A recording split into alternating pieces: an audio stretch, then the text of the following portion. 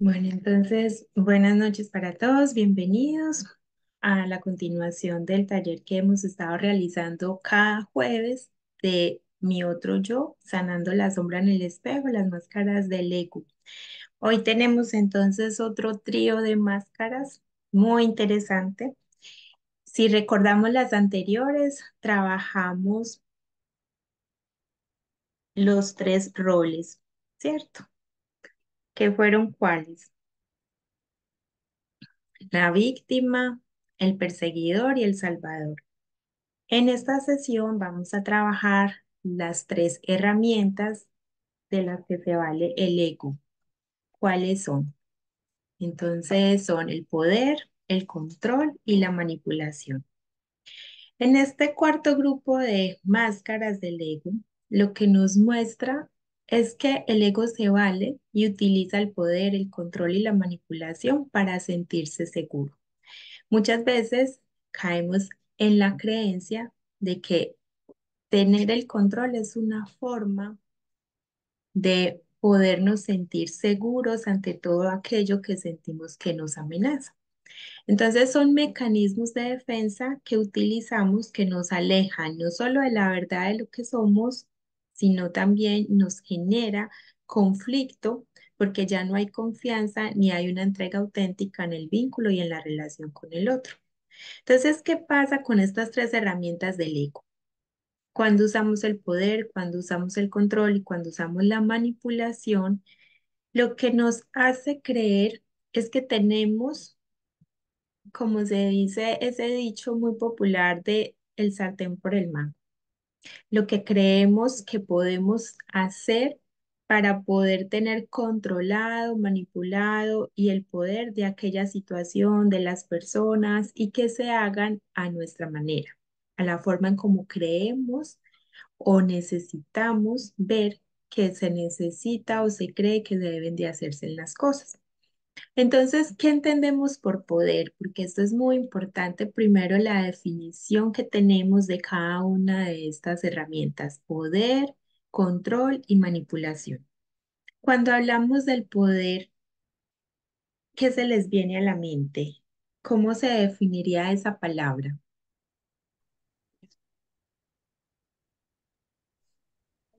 Como tener el control. Pues como control, no, como poder controlar situaciones, personas. Dominar todo, Ujú. Miren la sentirte que puedes importancia. más.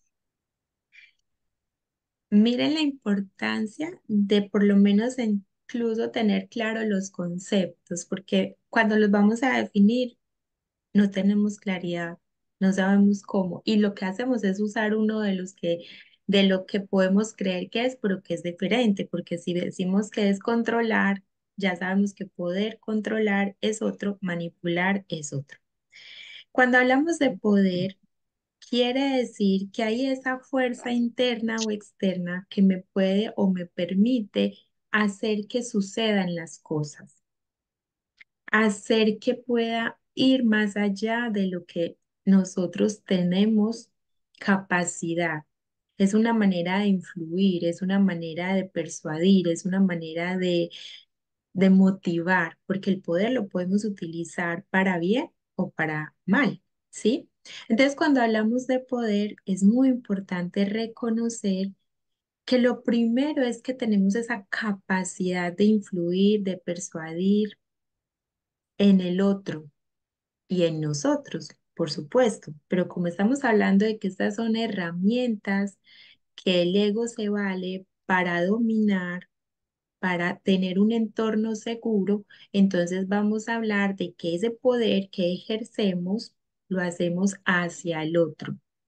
¿Y qué busca el ego desde ahí? ¿Qué busca satisfacer? ¿Qué busca enmascarar? Porque recuerden que la sombra es esa parte oscura que yo no dejo ver, es esa parte de mí que no muestro y el ego se enmascara. ¿Detrás de qué se enmascara el poder? Entonces ahí es donde empezamos. Primero, ¿qué enmascara? Y segundo, detrás de qué se enmascara el poder, porque ahí es donde tendríamos que cuestionarnos esas dos, digamos, esas dos variables que nos pueden llegar a incidir, a influir, a tener de alguna manera, ejercer esa capacidad de hacer que el otro pueda hacer aquello que nosotros queremos y como lo queremos. Entonces, el poder es una capacidad que yo puedo ejercer sobre el otro, buscando que, primero, siempre el ego va a querer buscar una recompensa para sí mismo. Entonces, no exponerse, no sentirse vulnerable. ¿Qué parte de mí, cuando usa el poder, primero está enmascarando algo que yo tengo de fragilidad, de vulnerabilidad? Y segundo, cuando yo lo uso hacia el otro, ¿cómo lo enmascaro? ¿De qué forma pueden o creen ustedes que se enmascara el poder hacia el otro? ¿Qué creen ustedes? Como ¿O cómo haciéndolo se sentir que pueden? es por el bien de la otra persona que hagan las cosas que uno quiere que hagan. Súper, exacto. Pues esa es una forma de usar el poder porque es una manera de influir en el otro, ¿cierto? Y yo cómo influyo en el otro con esa capacidad de hacerle ver que puede lograrlo, que tiene con qué, y puedo hacerle creer que es por su propio bien. Ahí entra también un poco el juego de la manipulación, ¿sí? Pero en estas herramientas que vamos a ver hoy, que son una capacidad que tenemos todos para hacer de nuestro entorno seguro, digamos, nuestra supervivencia, un entorno seguro, porque lo que más siente amenaza al ego y el ser humano cuando tiene la incertidumbre y cuando tiene esa mirada de no tener claridad de para dónde va, cómo lo va a lograr, qué es lo que realmente va a suceder, ahí es cuando sale el ego con estas tres herramientas a decir, bueno, usted tiene estas tres herramientas, mire a ver cómo las va a usar. Usted tiene el poder para influir, tiene el poder para hacer que suceda, tiene el poder para manipular y tiene el poder para controlar. Entonces, ¿cómo hacemos y usamos esas herramientas en el momento en que la vida nos pone a prueba? Porque recuerden que el ego siempre sale como un salvador, como a rescatarnos, porque estamos primeramente en la creencia y en el estado de supervivencia. Algo nos amenaza, algo está sucediendo que me puede hacer daño. Ahí es cuando el ego se vale de esas herramientas, ¿sí? Entonces, ¿qué es importante? Primero, reconocer cuál es el concepto, la creencia que yo tengo del poder, porque desde ahí voy a poder verme las máscaras que uso para ejercer el poder sobre el otro. Y uno cree que el poder lo tiene el jefe, el gerente, el presidente, la autoridad, pero ¿y qué poder tenemos nosotros sobre el otro? ¿Sobre quién podemos ejercer ese poder? Los hijos y el esposo. Eso es esos son unos roles y esas son una de las, digamos, personas en las que podemos empezar a darnos cuenta cómo utilizamos esa herramienta de poder. Pero nosotros tenemos capacidad de, y energéticamente, eso es muy importante porque energéticamente también el ser humano intuitivamente tiene la capacidad de distinguir quién está débil y frágil y usar el poder con aquellas personas que son débiles de carácter, que son frágiles, que no tienen esa autoconfianza o esa seguridad en sí mismos, ¿sí? Y entonces ustedes escuchan ese dicho popular que hay, em, es que el diablo sabe a quién le sale, ¿sí? Y muchas veces enmascaramos ese poder no solamente con aquellos roles que dependen de nosotros, como los hijos o que tenemos cierta capacidad de influir, como en la pareja, como en los amigos, sino que también podemos ver que esa capacidad de influir, esa capacidad de hacer que suceda, esa capacidad de motivar o de desmotivar, porque eso es muy importante, porque estamos hablando de que esta es la parte negativa del ego. Esa es la parte que me envuelve en el sufrimiento. Porque ¿qué pasa con una persona que tiene necesidad de poder? ¿Qué pasa con esa persona que tiene necesidad de estar al frente de la situación, de tener el liderazgo, de ser notada, de ser vista? No solamente el poder lo usamos y lo ejercemos para evitar ser vulnerables, sino que también lo usamos para inflar nuestro ego desde la superioridad, desde la capacidad de hacerle creer al otro que yo soy más que el otro.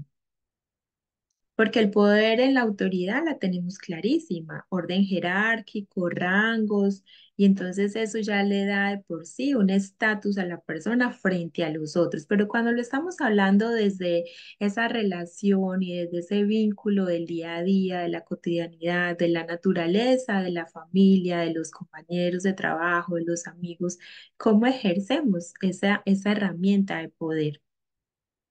Entonces, lo primero que tenemos que revisarnos es desde dónde ejercemos ese poder de influir en el otro, de persuadir al otro, de hacer que suceda, de motivar o de desmotivar al otro. Porque bien dicen que nosotros tenemos la capacidad de hacer que suceda, ¿sí? ¿Por qué? Porque tenemos muchas herramientas de las que podemos hacer uso para para que aquello a lo que creemos, a lo que pensamos, a lo que le damos fuerza, pues le damos también esa autoridad y ese poder de que suceda. Entonces, cuando nosotros nos vamos a gestionar el poder, a hacerlo desde donde lo hacemos, desde el amor o desde el miedo. Está comprobado después de muchos años de un gran. Él es psiquiatra y también es investigador, Stephen Hopkins, que después de más de 30 años de estudio científico de las emociones, dice que el ser humano se conecta realmente solo con dos emociones de poder, la fuerza del amor y la fuerza del miedo, y que lo opuesto al amor no es el odio como hemos creído, sino que lo opuesto al amor es el miedo, porque detrás del miedo me conecto con todo aquello que me esconde, me opaca o por el contrario, enmascaro ese miedo en aquello que superficialmente me da la capacidad de tener esa seguridad. Pero el amor es todo lo contrario. El amor es la fuerza que me mueve desde la naturalidad, desde la autenticidad, desde esa capacidad de sobrepasar todo aquello y de hecho por eso incluso en la palabra de Dios dice que el amor lo puede todo. No hablamos del amor romántico, ni hablamos del amor de pareja, ni hablamos del amor de los seres humanos, hablamos de la fuerza del amor, porque el amor es un constructo, no es un sentimiento. Lo que pasa es que la primera expresión de amor que tenemos es el cariño, el cuidado, la atención de papá y mamá. Y después vamos teniendo el de las personas a nuestro alrededor y después vivimos un amor romántico que es el de pareja. Pero el amor es un constructo, es una construcción donde intervienen muchísimos valores que hace que el amor sea esa fuerza que me mueva. Entonces, lo primero que tendríamos que revisar es desde dónde ejerzo el poder, desde el miedo o desde el amor. Cuando lo ejerzo, que estoy enmascarando desde mi manera de ejercer el poder y cuál es mi necesidad de tener el poder. Entonces, yo como me doy cuenta que puedo estar teniendo esa necesidad de tener el poder cuando quiero sobresalir, cuando quiero resaltar, cuando quiero ser visto, cuando quiero ser escuchado, porque muchas veces el poder lo ejercemos cuando el otro no me presta la atención suficiente, ¿sí? Cuando quiero ser admirado, cuando quiero ser... cuando decimos lo más normal que podemos escuchar es llamar la atención, ¿sí? Entonces, desde ahí, claro lo que significa el tener el poder de influir, de persuadir, de hacer que las cosas sucedan y cómo lo podemos enmascarar y cómo lo podemos ver cuando nosotros lo estamos actuando, porque sí o sí ejercemos el poder. Ay, pero yo no soy director, yo no soy gerente, yo no soy presidente, yo no soy la autoridad, yo no tengo un rango de un estatus alto dentro de una organización, una empresa mínimo tiene una familia. Y así la familia no tenga esposo o no tenga hijos, usted ejerce poder sobre a veces los padres, sobre los hermanos menores o incluso hasta los mayores, porque dependiendo de los roles que tengamos, el poder sí o sí lo vamos a ejercer. Hasta ahí, claro, ¿alguna pregunta? Sí, claro. Muy bien. Perfecto. Una, una de las trampas que esconde el poder para reconocer que estamos desde el miedo es no sentirnos suficientes. Y eso es importante que se lo pregunten. ¿En qué aspectos de mi vida yo no me siento suficiente? Y cómo desde ahí yo ejerzo el poder en el otro para poder sentirme seguro. Siempre recordemos que esto no es porque queramos ser malos o porque somos malos, es porque hay una necesidad, hay un vacío, hay una herida que ya traemos, que se activa en la medida que necesitamos sentirnos seguros. En estas herramientas que estamos viendo hoy, la necesidad que tiene el ego es de sentirse en un entorno seguro. Y esto sucede mucho cuando tenemos la herida de abandono y la herida de rechazo, cuando ya venimos con nuestra historia. Muy bien, entonces, ¿qué es el control? ¿Ustedes qué definen como control? ¿Cómo ejercemos el control? ¿Qué es controlar?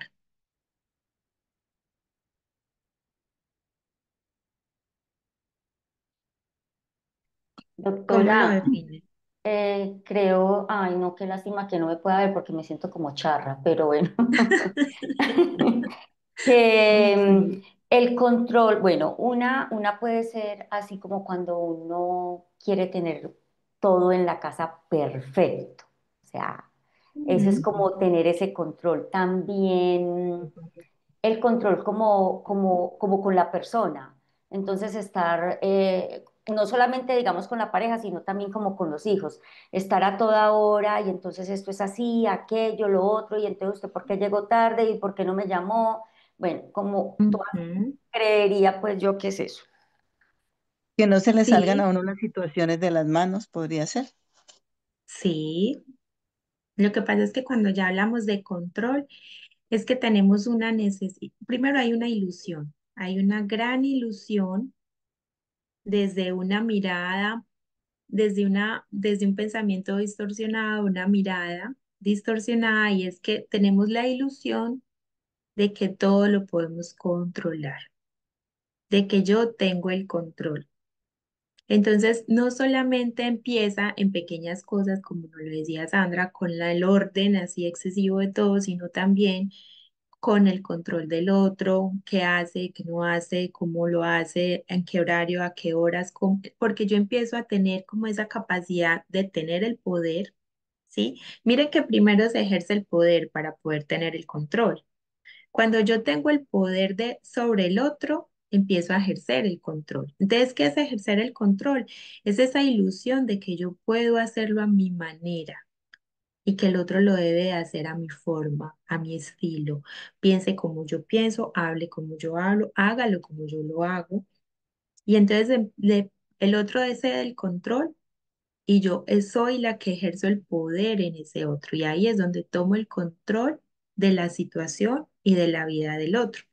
¿Qué enmascara el control? El control enmascara la inseguridad, la deficiencia de amor propio, la falta de autoestima.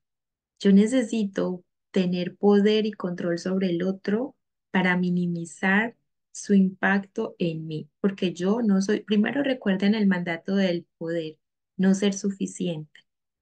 Y el control me enmascara el miedo.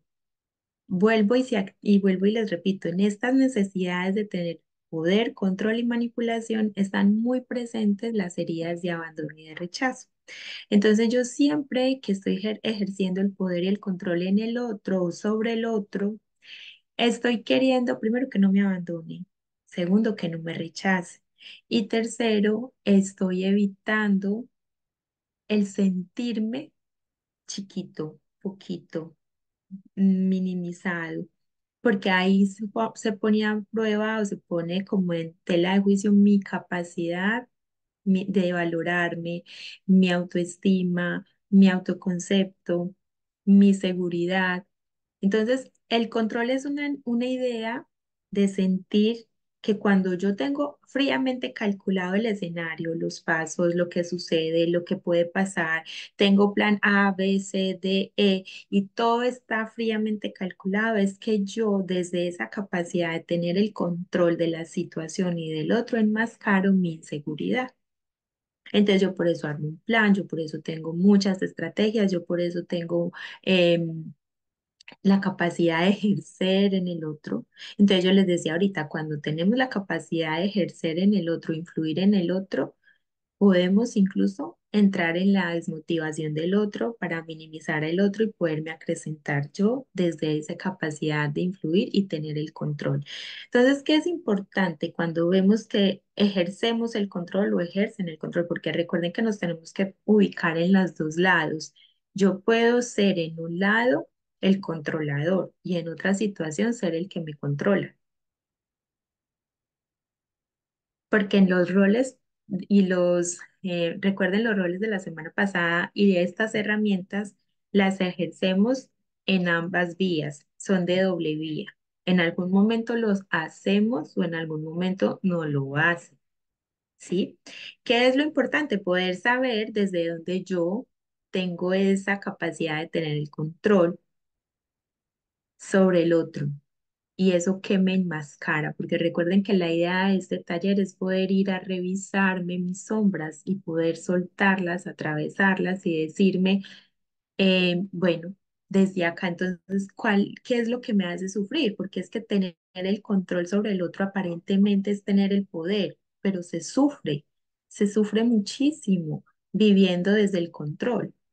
Sandra, Doctora, el control también se puede manifestar desde la parte económica. total, es una manera de ejercer el control. El control como tal es esto que hemos estado hablando, pero formas de controlar al otro de muchas, de muchas. La parte económica es una. Incluso la parte sexual en una pareja, la parte económica con los hijos, la norma, porque sí hay que tener normas, pero cuando el control es excesivo, la norma no desaparece aún teniendo el hijo 25 o 30 años, ¿sí? Porque la idea no es que la norma sea la forma como yo genero el control en una relación, así sea que el hijo dependa de mí. La idea es que yo pueda en una relación tener acuerdos, no normas. Entonces, desde esa necesidad de controlar al otro, yo puedo valerme de muchos medios. El dinero es uno, ¿sí? ¿Qué pasa con el control? Que gran parte del sufrimiento que genera tener el control como una manera de sentirme en un espacio o, o seguro es que yo todo el tiempo entro en estados de frustración y de impotencia porque no tenemos el control. Solamente tendríamos el control y el poder sobre nosotros mismos. ¿Sobre qué tenemos control y poder? Sobre cómo pienso, cómo reacciono y qué elijo sentir frente a esa situación o frente a la persona. Ahí es sobre lo único que tenemos control y podemos ejercer el poder. De lo contrario, todo el tiempo vamos a estar en un estado de frustración, de impotencia, de enojo, de irritabilidad, porque aunque el otro se pueda llegar a dejar controlar, siempre va a salirse de control o va a salirse de esa capacidad que yo tengo de mirar todos los frentes y de tener todo fríamente calculado, porque el otro es un ser totalmente individual que va a tener su capacidad también de tomar decisiones. Entonces, en esa medida que ejercemos el control, nosotros no tenemos la fuerza para hacer que las cosas sucedan de otra forma. Solamente estamos esperando que sucedan de la forma como nosotros la vemos. Y eso es muy importante porque la vida en sí tiene un flujo. La vida en sí tiene muchas formas. No solamente la forma que ven mis ojos, percibe mi mente e interpreta mi mente. Recuerden que somos una mezcla de muchos factores que influyen a la hora de nosotros ver e interpretar la vida.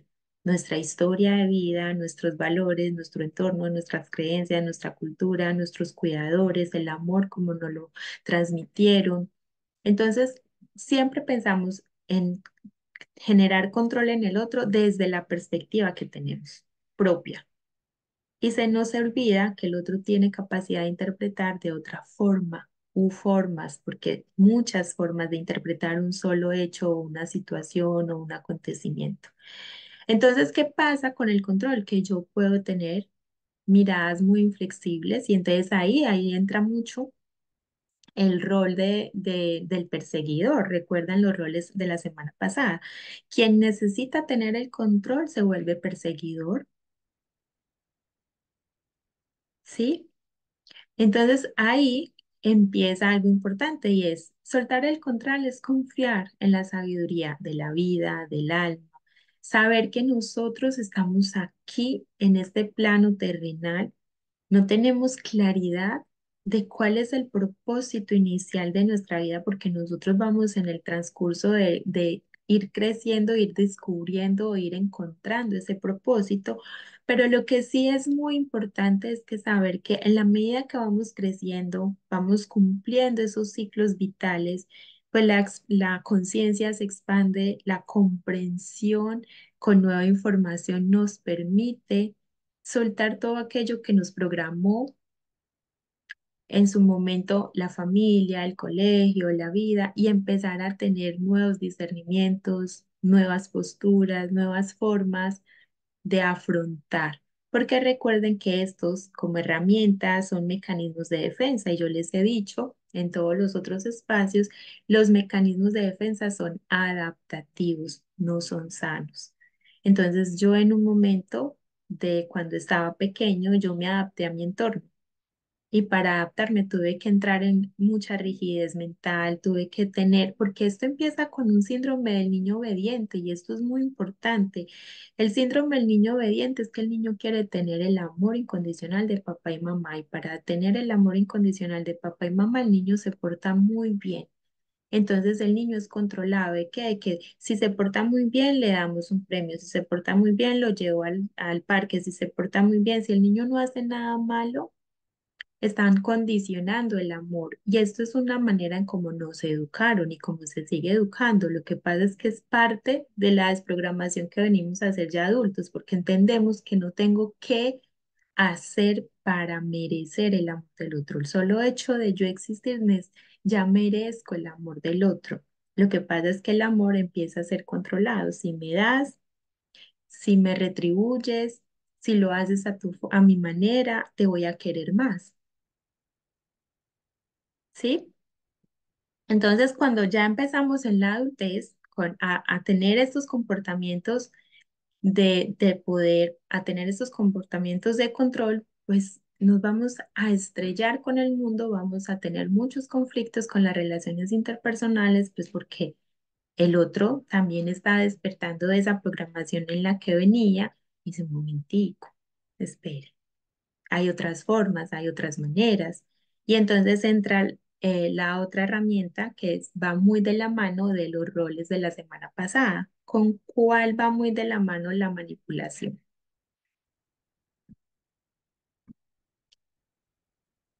Ahí está. ¿Con cuál de los roles que vimos la semana pasada va de la mano la manipulación? Podría ser De la víctima, víctima. Exactamente, con la víctima. ¿Qué hace la víctima?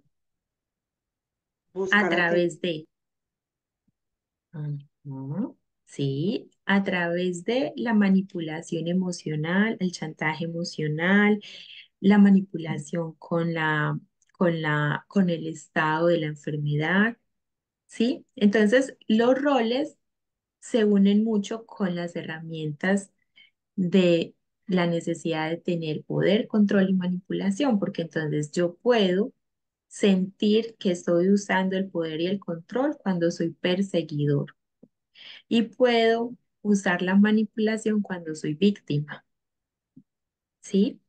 Entonces yo les decía en el taller la semana pasada, todos en algún momento de la vida hemos sido perseguidores, víctimas y salvadores.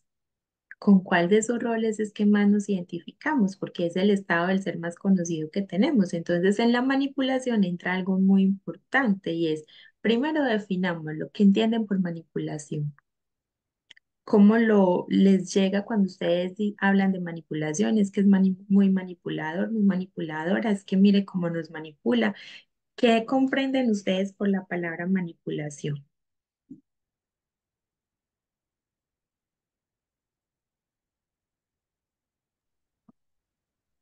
Pues yo lo Eh, entiendo más como desde que la persona sabe qué hacer para que el otro, o sea, para poder hacer que el otro haga lo que él quiere.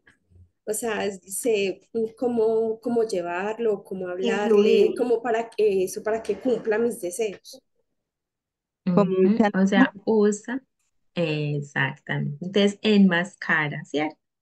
Enmascara estrategias, enmascara tácticas, enmascara esa forma en cómo puedo ir moviendo o moviéndome para hacer que el otro haga lo que yo quiero. Y le hago creer que soy el bueno. ¿Recuerdan lo de los roles? Le hago creer que soy el bueno. O nos han hecho creer que son los buenos. Y caemos en esa táctica, en esa estrategia, en esa doble intención, porque la manipulación es más sutil que el victimismo. Es muy fácil ver al víctima, reconocer el víctima, pero la manipulación es más sutil, tiene más táctica, tiene más estrategia. Entonces la manipulación esconde algo muy importante y es evitar ser expuestos, vuelve la vulnerabilidad. Cuando nos sentimos vulnerables, ¿qué es lo que nos hace, qué nos refleja la vulnerabilidad? ¿Por qué nos da miedo ser abiertos, expuestos, vistos? Nos pueden ¿Qué hacer creen daño, ustedes? ¿Por qué nos pueden hacer daño? ¿De qué forma? es emocional, Ujú. Hay una, hay una Hay una manera que a todos nos cuesta muchísimo en nuestra necesidad de ser aceptados y amados y es la crítica y el juzgamiento, ¿sí? Todos tenemos miedos a ser expuestos para ser criticados. Ustedes recuerden que el poder necesita ser exaltado, resaltado, reconocido, necesita ser grande, porque enmascaro mi vulnerabilidad al abandono y al rechazo. En el control enmascaro mi falta de seguridad y en la manipulación enmascaro mi miedo de alguna manera a no ser aceptado exactamente tal y como soy, porque entonces la crítica, el juzgamiento, el rechazo me va a hacer vulnerable. Entonces, ¿qué pasa? Muchas veces yo caigo en la manipulación del otro. ¿Por qué? Porque evito el rechazo. No quiero ser expuesto al abandono, al rechazo, a la no aceptación. Recuerde que todo ser humano, por necesidad de ser un ser biopsicosocial, necesita ser aceptado, pertenecer a un clan, a un grupo, a un espacio, necesita pertenecer. Hace poco estaba viendo eso fue como un experimento que hicieron con unos monitos y hicieron el siguiente experimento. Pusieron dos monitos que crearon artificialmente. A uno lo crearon con alambre, con artefactos, con capacidad de generar leche. Cada vez que los monitos iban y se acercaban, sabían que podían encontrar alimento. Y había en otro espacio otro monito que crearon igual con alambre, con otros artefactos, pero tenía algo bien particular y era como en el torso del monito le pusieron esa tela de peluche, ¿sí? Entonces los monitos se dieron cuenta que con el tiempo los monitos solo iban a comer en ciertos momentos del día, pero la mayor parte del tiempo se la pasaban aferrados y abrazados al monito artificial que tenía el cuerpo de peluche. ¿Por qué? Porque es que la necesidad afectiva es innata en el ser humano. Hace parte de la vitalidad el amor, la atención afectiva, la capacidad que tiene el otro de reconocerme, de validarme de que sí existo. Por allá en el siglo XV, más o menos, existía un castigo que era el exilio. Si alguien cometía una falta socialmente, lo sacaban, lo echaban al exilio. Entonces, nadie le dirigía la palabra, nadie le hablaba, nadie lo miraba. La persona moría completamente en soledad. Y hubo un rey que hizo un experimento con 5 bebés.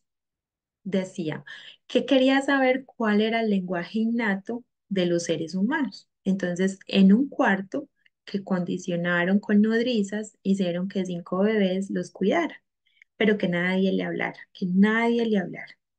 Al tiempo, nomás entraban a darle comida, a darle las atenciones básicas, pero no podían entrar en ningún contacto con los bebés. Ningún bebé sobrevivió. Nunca pudo saber cuál era el lenguaje natural que traía el ser humano. ¿Por qué no sobrevivió ningún bebé?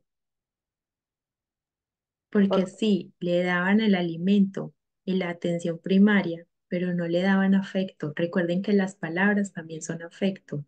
El contacto es afecto. Entonces el ser humano no sobrevive sin el amor. Así es que por eso la manipulación es una manera de enmascarar mi incapacidad de ser auténtico, mi incapacidad de ser real. ¿Por qué? Porque siento la amenaza de que si el otro me ve exactamente tal y como soy, me rechace, no me quiera, no me acepte. Y la manipulación es una forma enmascarada de un mecanismo de defensa que tengo de miedo. Por eso yo les decía, estas 3 herramientas lo que hacen es que nos ponen en evidencia desde dónde me conecto en mis vínculos y en mis relaciones, desde el amor o desde el miedo. Y puedo caer en muchas ocasiones a conectarme con el otro desde el miedo y entro en poder, control y manipulación. Muy bien. Y la manipulación es el arte de disfrazar la carencia de amor propio, no solamente de amor propio. Más que amor propio es mi capacidad de ser auténtico, mi capacidad de ser real, porque si soy auténtico y real, muchas veces al otro no le va a gustar esa autenticidad. Pero cuando yo trabajo mi amor propio, mi autoconcepto, mi autoestima, mi percepción, mi autovaloración y me fortalezco en que los dardos que me manda el otro desde el rechazo, desde la crítica, el juzgamiento, pues todo eso puede hacer parte de mi crecimiento y no de mi desvalorización. Entonces, ¿qué es importante reconocer en estas 3 herramientas? Primero, que las hemos usado. Segundo, cuando las usan con nosotros. Y ahí vamos reconociendo cómo están mis vínculos, mis relaciones, no solamente afectivas, también amistades, de trabajo, qué calidad de relaciones tengo y desde dónde me conecto con el otro. ¿Sí? Muy bien. ¿Qué hacemos entonces con estas sombras? Porque si ya las vimos, las reconocimos y ¿qué hacemos con ellas? Entonces, primero, siempre lo más importante es observar cuando usamos el poder, el control o la manipulación para protegernos y preguntarnos qué parte de mí necesita ser protegida. Recuerden que cuando entramos en esos mecanismos de defensa o entramos en esos estados del ser que nos sentimos tan vulnerables, tan frágiles, es ese niño herido, es esa herida que traigo de mi infancia. Entonces yo me pregunto, ¿qué parte de mí necesita protegerse? ¿Qué parte de mí se siente vulnerable? Y conectarse con esa vulnerabilidad es importantísimo. Yo les decía en el taller de la semana pasada y en los anteriores, aprender a hablarme con amabilidad y gentileza es el primer paso, aprender a sanarme a mí mismo, porque es aprender a entablar un diálogo con menos exigencia, con menos rigor, con menos crítica, menos juicio y más amabilidad, más gentileza, más empatía, más compasión con nosotros mismos. ¿Por qué? Porque ya hemos ido comprendiendo que quien está ahí al mando muchas veces es ese miedo del niño o la niña que se activa frente a las situaciones que se ponen en estado de vulnerabilidad y que se siente amenazada. Entonces, practicar la entrega, la confianza y la autenticidad. Yo les decía en una de las estrategias de la semana pasada, y es que exponernos ante los seres que más nos quieren es una manera también de empezar a soltar y a mostrarnos, porque la exposición ante los desconocidos es mucho mayor y puede ser mucho más peligrosa en la medida que yo no esté preparada o no tenga la capacidad de contener lo que el otro pueda decir o hacer. Pero cuando yo empiezo a abrirme y a ser auténtico con el otro y a decirle al otro desde lo más profundo realmente lo que siento, lo que pienso, frente a, soy capaz de empezar a ser auténtico y no soy diciendo lo que el otro quiere escuchar, lo hago desde lo que yo estoy sintiendo. Eso es importante saber, lo que no es que cuando yo le digo al otro todo sin filtro, yo soy muy capaz de ser auténtico, no. Una cosa es soltarle al otro todo sin filtro y otra cosa es yo ser auténtico en reconocerme y acá se los voy a mostrar porque esto es importante tenerlo presente. Y es que hay que empezar a practicar la humildad consciente. Entrar en esos espacios donde yo me siento vulnerable y le digo al otro, mira, es que me siento mal, no me siento segura, no me siento bien, esto me pasa. Son espacios de comunicación muy incómodos, pero las conversaciones incómodas son necesarias. Atravesar las conversaciones incómodas es lo que nos hace crecer y fortalecer un vínculo y una relación. Porque si yo siempre estoy sobrepensando cómo decirlo, cómo hacerlo para que el otro no se enoje, no le gusta, no se incomode, esa relación no es tan auténtica. Yo lo estoy haciendo por sostener, por mantener. Y eso muchas veces nos lleva a los conflictos, porque estamos sosteniendo una relación desde aquellas, digamos, perspectivas o palabras o miradas que no son lo que yo realmente siento, sino que es lo que el otro necesita escuchar. Entonces, revisar creencias sobre el poder, preguntarnos qué me enseñaron sobre el poder, cómo lo ejercían papá y mamá, cómo fueron mis jefes, cómo han sido el modelo de los jefes que he tenido a lo largo de mi historia laboral, cómo he sido frente a la autoridad. Eso es importantísimo, porque eso también me muestra y me revela cómo es mi postura frente al otro. Ejercicios de vulnerabilidad voluntaria. Entonces, acá es a lo que yo iba a expresar una emoción incómoda, como miedo o inseguridad frente a alguien de confianza. Esto desactiva el ego que cree que debe mantenerse fuerte. Entonces, no es que yo me derroche en decirle al otro me siento en lo más mal, sino que yo empiece a ser mucho más auténtico con mis emociones y no las enmascare. Yo les he dicho, si hay algo auténtico en el ser humano, son las emociones. ¿Recuerdan las emociones básicas? Que esas sí o sí las vamos a sentir y no las podemos enmascarar. Yo siento la ira, yo siento la alegría, la tristeza, el pudor o el asco, la sorpresa y el miedo. Sí o sí, si me expongo ante a una situación que me genera una de esas 6 emociones, no hay cómo controlarlas. Se ven, son evidentes. Pero los sentimientos yo los enmascaro a través de muchas maneras.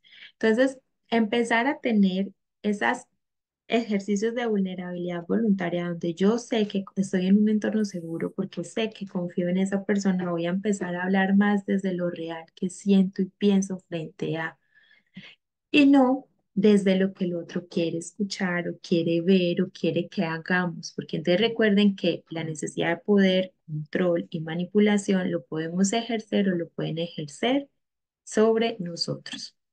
Muy bien. ¿Cómo atravesar entonces la necesidad de control? Ahí es más trabajo interior, es más trabajo personal, porque cuando yo tengo la necesidad de controlarlo todo afuera, es porque he perdido la capacidad de tener el control de mí mismo. Entonces, que les decía ahorita, lo único en lo que tenemos capacidad de controlar es la mente desde los pensamientos que elegimos y las emociones desde los sentimientos que queremos que se acrecenten en nosotros. Entonces, es lo único en lo que tenemos control. Afuera no tenemos control, solo tenemos una ilusión.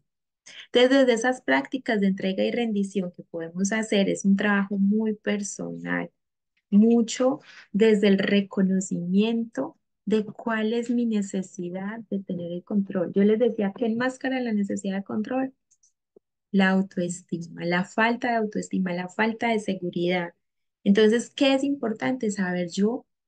¿Cuáles son mis miedos? ¿Dónde estaba esa desvalorización, esa parte de valor que falta en mí para trabajarlo? Por eso siempre, aunque suene muy trillado, muy cliché, muy frase de cajón, el amor propio, todo nos devuelve al amor propio, porque cuando nosotros nos trabajamos, hacemos ese trabajo interno de reconocernos, de vernos, de amarnos, de aceptarnos, de valorarnos, pues ya dejamos de pedírselo al otro por el control, el poder o la manipulación, por el victimismo, por el salvador o por el perseguidor o por los sentimientos de vergüenza, culpa, orgullo. Recuerden, porque todo eso son formas que nosotros utilizamos para afuera. Pero ¿y qué hacemos con nosotros para poder soltar esa necesidad del ego que tiene de conseguirlo a través del otro? Entonces, escribir es muy terapéutico. Escribir siempre va a ser una forma muy sana de sacar, de dejar, de liberar, de soltar aquello que mi cerebro siente que necesita controlar, aquello que mi cerebro tiene como creencia que tiene que tener el control. Sí, porque entonces lo que hago es que empiezo a desprogramarme. Y yo les decía, hay que desaprender y volver a aprender. Es la única manera que nosotros podemos tener nueva información para hacerlo diferente. Entonces, Einstein, más de 100 años atrás, nos dejó una frase muy bonita y decía, la mayor definición de locura es hacer exactamente lo mismo siempre y y esperar obtener resultados diferentes. Si nosotros empezamos a reconocernos y empezamos a tener nueva información, desaprendemos para aprender nuevas formas y poder soltar la necesidad de, y en este caso, la necesidad de tener el poder, el control y manipular.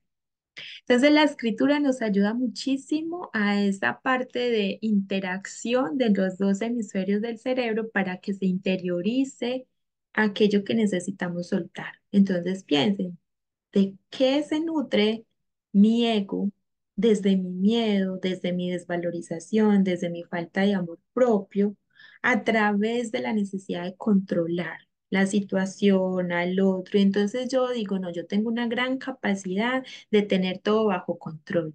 Ajá. Pero ahora sí, con esta información, pregúntese cuál es su necesidad de tener el control. Porque ahí, desde la parte ya espiritual, estamos queriendo ser Dios. Estamos queriendo ser Dios, queriendo que Dios primero nos haga caso. Porque entonces le decimos a Dios, es que yo quiero que el otro haga y lo haga de esta forma, de esta manera y con estos colores y con estas formas entonces, y por este camino, porque ahí estamos asumiendo el poder de creernos Dios, de tener el control de todo. Y entonces, ¿dónde está la fe? ¿Dónde está la confianza, la certeza de lo invisible que lo hace posible? Entonces, aprender a fluir nos cuesta mucho cuando tenemos un pensamiento inflexible, controlador y somos obsesivos. Muy bien, hacer ejercicios de respiración consciente nos genera, ¿por qué? Porque es que, claro, que algo se salga de control que nos puede despertar una ansiedad muy tremenda, una necesidad de salir a buscar la forma de cómo lo voy a hacer porque esto se me desbordó. Entonces, el control, algo que se me salga de control me va a generar ansiedad. Entonces, yo necesito aprender a tener control primero de mi forma de pensar, de mis emociones y de los pensamientos y de los sentimientos que elijo para manejar la situación. Entonces ya no reacciono, ya tomo acción, que es diferente. ¿Sí? Muy bien. Y por último, entonces, ¿qué estrategias vamos a atravesar para dejar la necesidad de manipulación? Entonces, practicar la honestidad emocional. En lugar de usar tácticas, estrategias sutiles para obtener amor o atención, que es hacernos la víctima, es verbalizar mi necesidad con claridad. Me siento solo y me gustaría tu compañía. A veces no hemos aprendido a ser directos en el diálogo y en lugar de eso lo que hacemos es manipular al hijo, al esposo, a la pareja, al amigo, al compañero, para obtener aquello que creemos que necesitamos, que no lo puede dar el otro, pero es porque no lo hemos trabajado primero en nosotros mismos. Autoafirmaciones compasivas. Entonces recuerden que el diálogo interno, de una manera más amable, más compasiva, más gentil, nos va a permitir empezar a sanar esas heridas que traemos y que las vamos a dejar de exigir del otro y nos las vamos a dar nosotros mismos. Entonces, todo lo que sean autoafirmaciones de amor propio, de autoconfianza, de valoración, nos va a servir muchísimo para trabajar en esos cuatro autoesquemas que son la base de la personalidad: autoimagen, autoconcepto, autoestima y autoeficacia. Muy bien. Sanar la raíz infantil. Ya hablamos en el taller pasado cuando hablábamos de los roles, que la víctima es una forma de cómo el niño chiquito llama la atención, hace la pataleta, llora, se tira al piso, grita, tira las cosas. Entonces nosotros en nuestra versión adulta lo podemos hacer o lo hemos hecho o lloramos, decimos que sin ti no puedo vivir, que me voy a morir, que si me dejas, que si, ¿sí? Entonces hacemos todo un escenario donde entramos en esa manipulación emocional para darle salida a ese niño herido que traemos desde esa infancia que nos tocó por la historia que hayamos vivido y que no lo atendimos o no lo habíamos atendido y que solo lo veíamos como una manera natural de reaccionar frente a las situaciones o frente a las personas. Así que sanar la raíz infantil muchas veces es ir reconociendo que fuimos primero niños muy obedientes. Haber sido niños muy obedientes y haber tenido el síndrome del niño obediente no es tan sano en la adultez, porque caemos también muy fácil en los patrones o de hacerlos, de ejercerlos o de que los ejerzan en nosotros. Porque si fuimos muy obedientes, fueron muy controladores con nosotros. Pero si fuimos muy obedientes, aprendimos también a ser muy buenos controladores con el otro. Entonces, desde ahí, reconocer esos estados del ser, reconocer esas heridas, reconocer esas formas en cómo reaccionamos, nos hace más conscientes de la calidad de la relación y del vínculo que tengo con el otro. ¿Y a qué me lleva todo esto?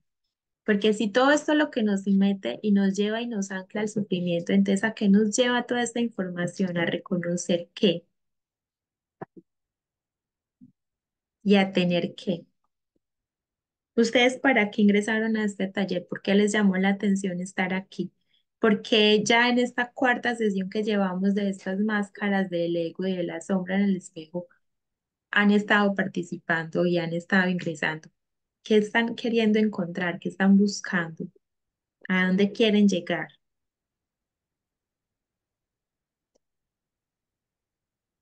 Vivi, pues, por ejemplo, en mi caso, pues es un tema súper interesante porque yo me identifico con el perseguidor, pues más que con los Ujú. otros, que obviamente uno también tiene pues como de todo un poco, y muchas veces se siente una carga, pues, o sea, se siente una carga, esa tristeza de la que también, pues, como expresabas. Entonces, pues, más que todo yo entré al taller como por eso, como porque yo quiero entender qué me pasa para poder ir soltando esas cosas que me están pesando, para Ujú. cambiar también, pues, uno siempre busca como estar mejorando. Ujú. Eso que dices, Daniela, es muy bonito. Y primero, gracias por esa honestidad en reconocernos que uno de los roles que más ejerces es el de perseguidor y entonces eso te hace muy controladora y eso te lleva a un estado de sufrimiento muy alto.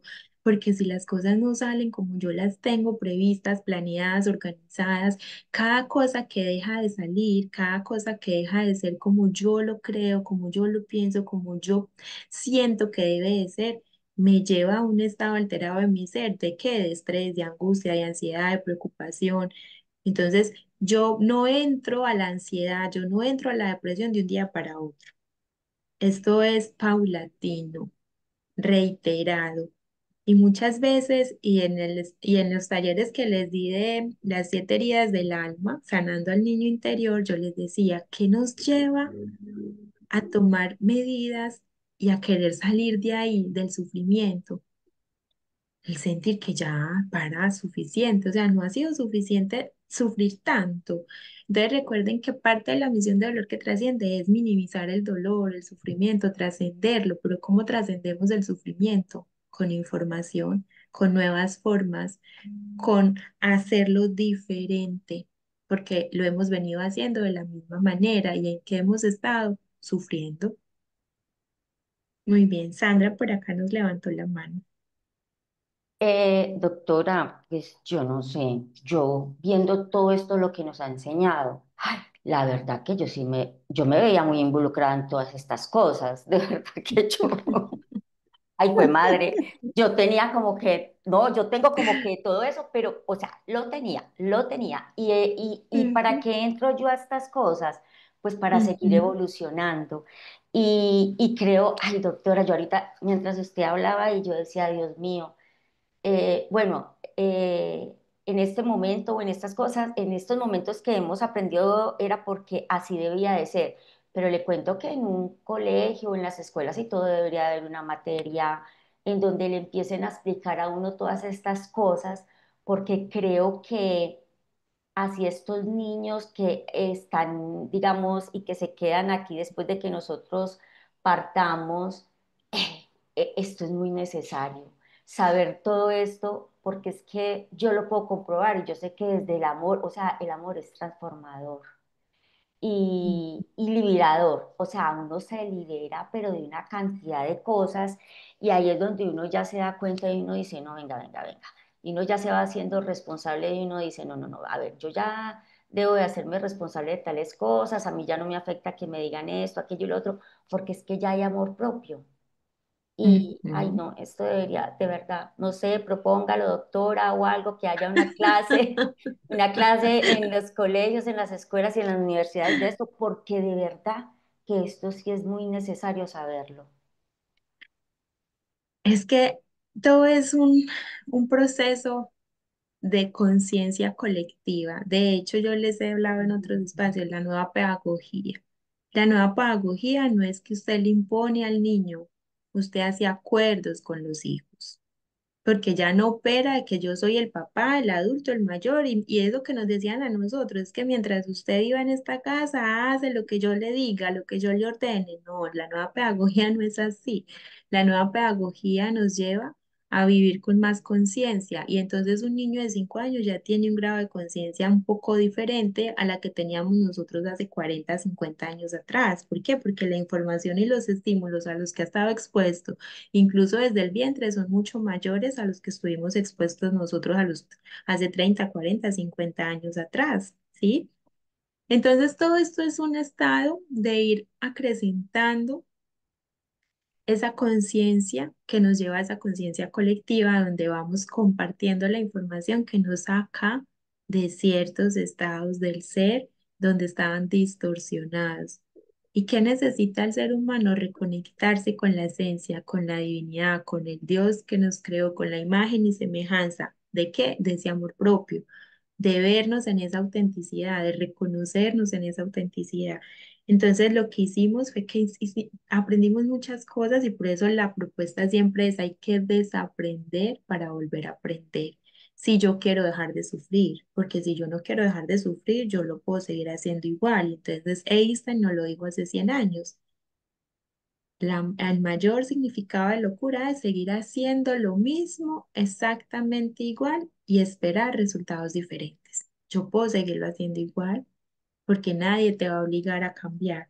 Lo importante es que la nueva información que nos llegue, lo importante es que nos conectamos con otros estados de conciencia de más comprensión. Es que recuerden que a los niños antes no tenían voz ni voto, por eso salieron los derechos del niño.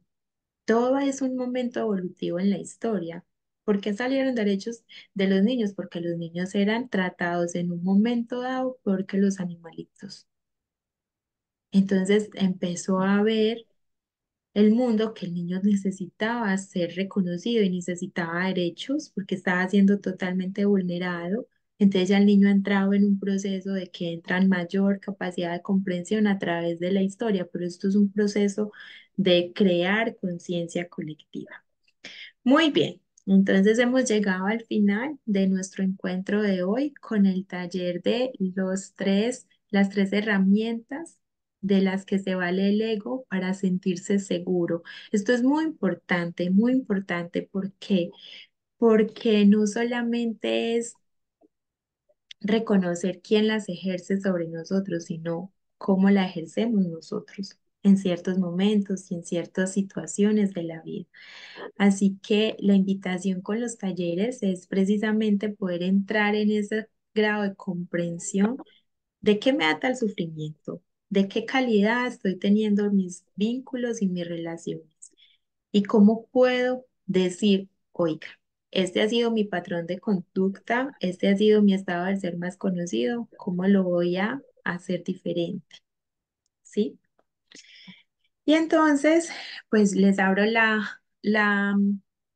¿cómo se llama? La invitación. En el lunes que tuvimos la oportunidad de estar en un pequeño espacio, que hicimos la rifa del taller de la mentoría, les hice la rifa también de los talleres terapéuticos que vamos a tener los jueves de cada mes, que esos van a ser cerrados, que esos tienen un costo y que precisamente todo esto que hemos venido viendo, haciendo, compartiendo, ya va a empezar es en una forma práctica. Ya no es que yo les voy a dar información, sino cómo lo practicamos, cómo llevamos a la práctica toda esta información. Y entonces en ese grupo terapéutico ya ustedes son los que trabajan. Yo ya les he dado mucha información, ahora es la hora de ponerla en acción, porque información sin práctica no hay transformación. El aprendizaje viene desde la práctica. Así que los invito para que el primer grupo que va a ser terapéutico inicia el último jueves de junio, después de terminar todo este ciclo de talleres de las 21 máscaras de las sombras del ego.